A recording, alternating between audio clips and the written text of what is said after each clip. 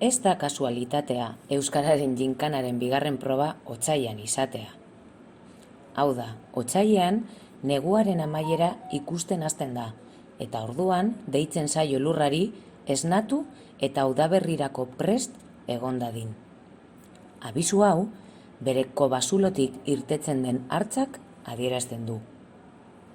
Euskal Herrian badira honi buruzko aipamena egiten duten data asko. Naturarekin, lurra lantzeko eta babesteko unearekin zerikusia duten datak dira, ondoren herria elikatu ahal izateko. Badakizue nola esnatzen dugu lurra hemen arbol arten? Bueno, lurra eta lokartuta daudenei ere. Horrela.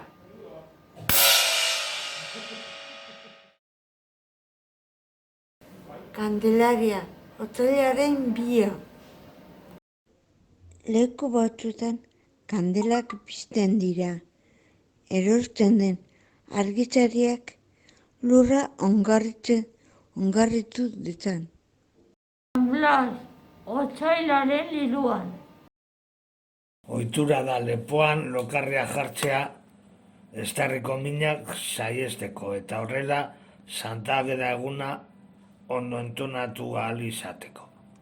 Hasiak eta animaliak bendikatzeko ohitura ere bazegoen.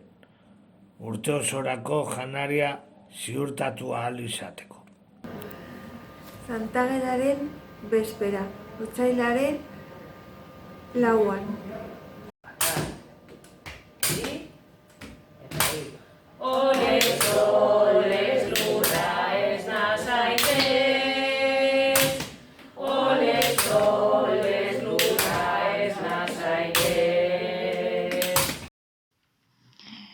Makilekin lurrera egindako kolpe horiek lurra esnatzeko eta biziziklo berria hasteko prestatzen joateko dira.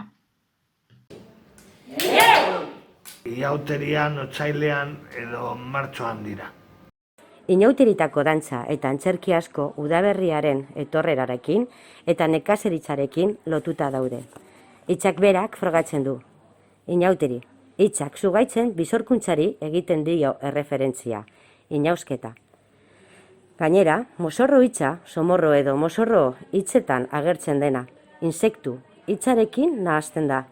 Insektuek baserritarrak kezkatzen zituzten izan zitzaketen izurrientengatik eta uzta hondatzeagatik.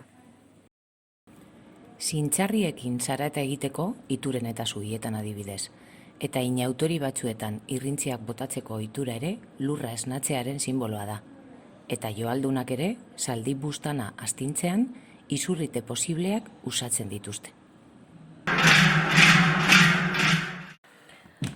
Ustak suntzitu, gaixatuzunak ekarri eta gozea herriari ekarli zaioketen izurriteak irudikatzen dituzten antzerkiak dira.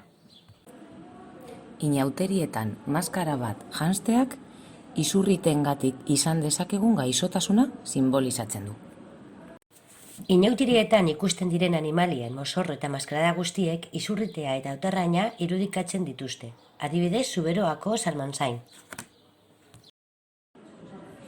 Inauteri hauetako gozea, belar eta lastozko panpina erraldoiek irudikatzen dute.